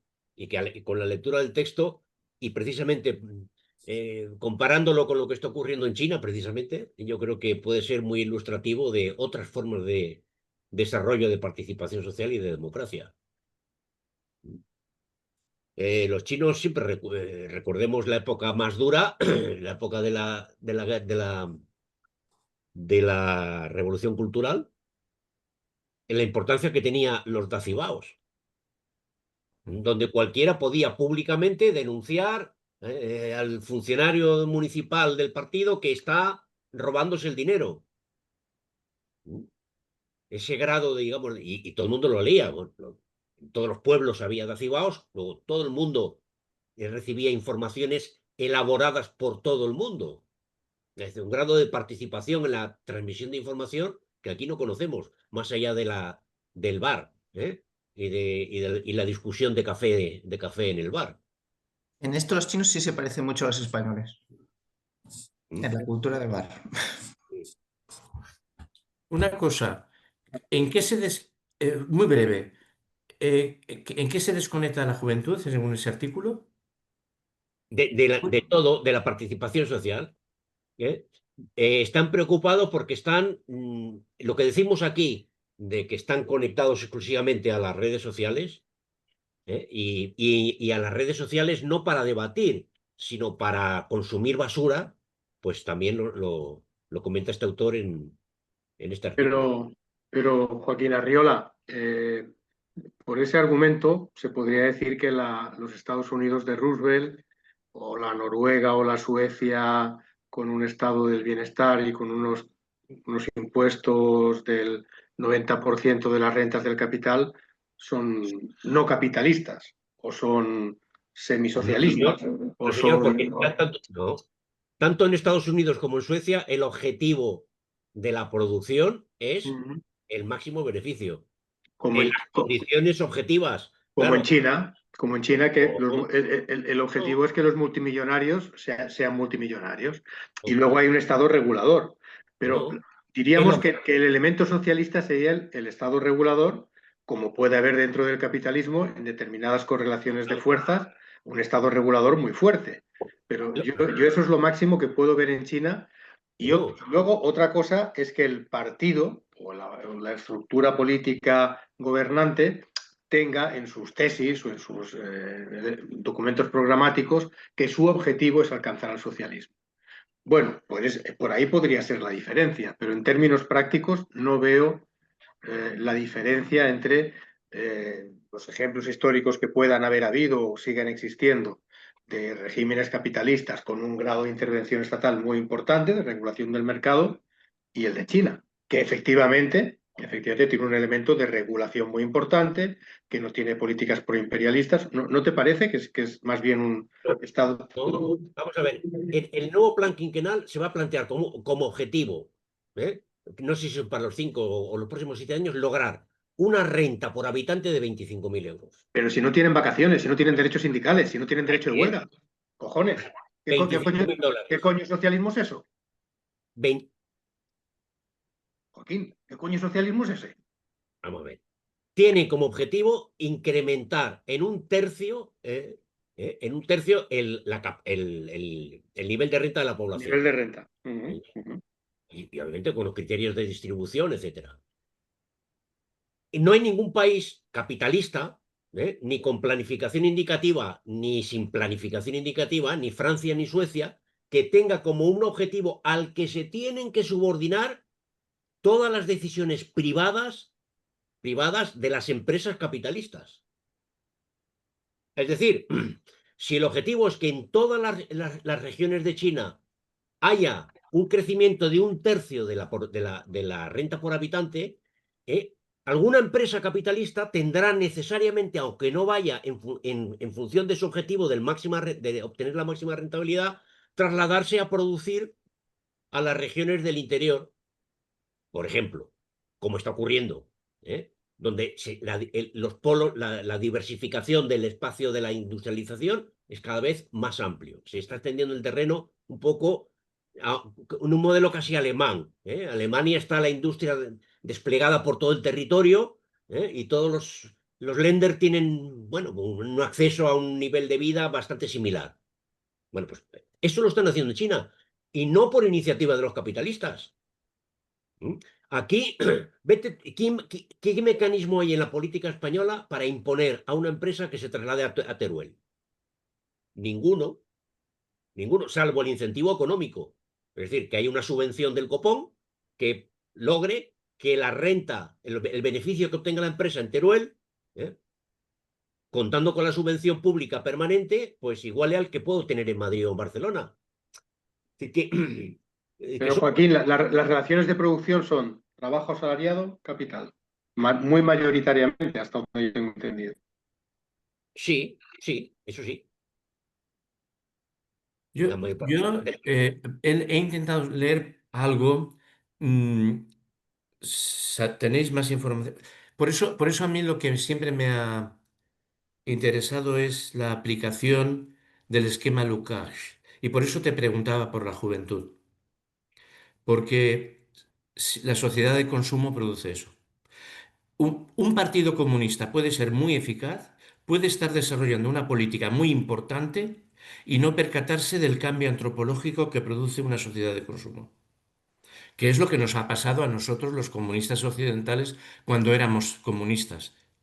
No nos percatamos de los cambios antropológicos que se nos estaban produciendo y que nos descompusieron el sujeto sobre el que nos asentábamos.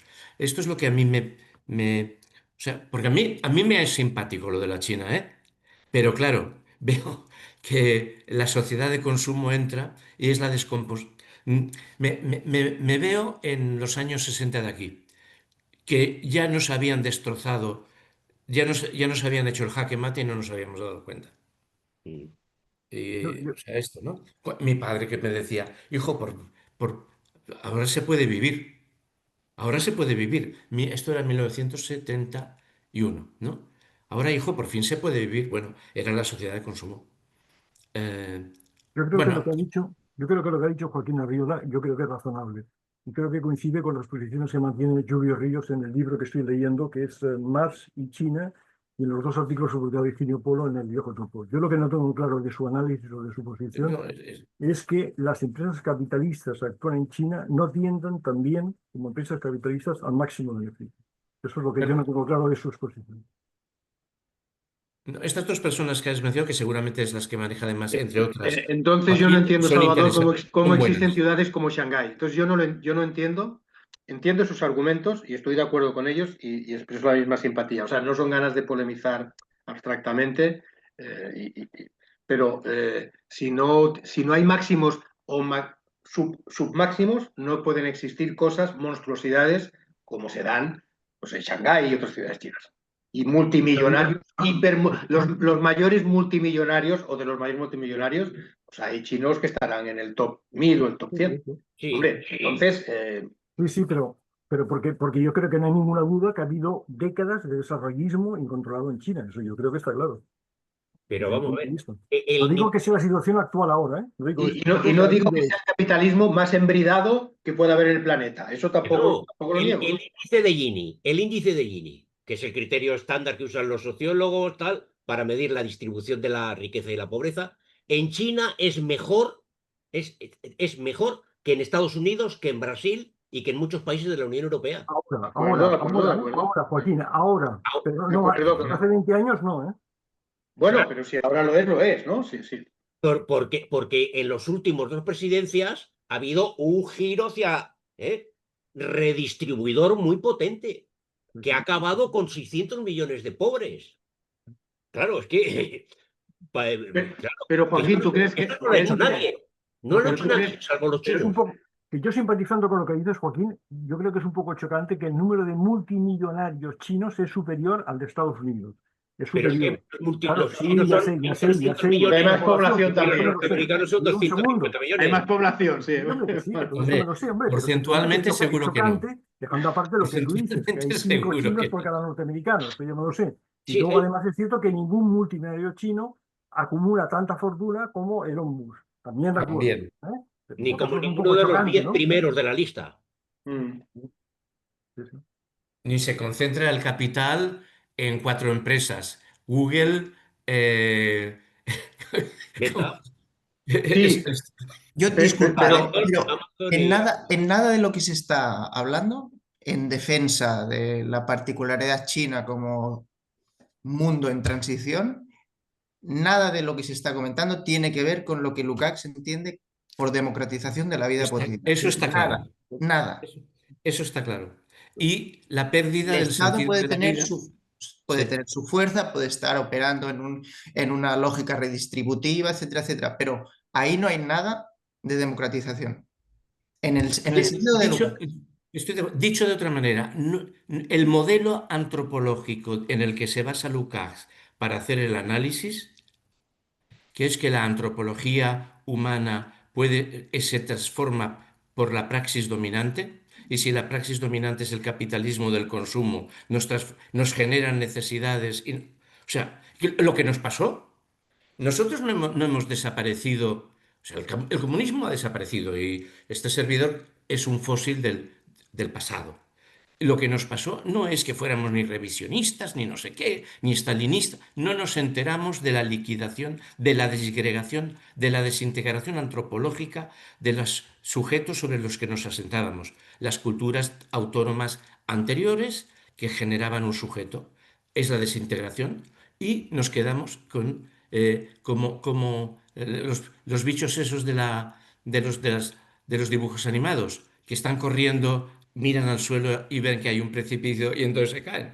Estuvimos corriendo un gran rato sin darnos cuenta que no teníamos suelo debajo. La clase no era una función estructural del capitalismo. Eran culturas autónomas, cotidianas, subalternas, alternativas, ajenas, en los mundos culturales. Y eso desapareció y ni revisión.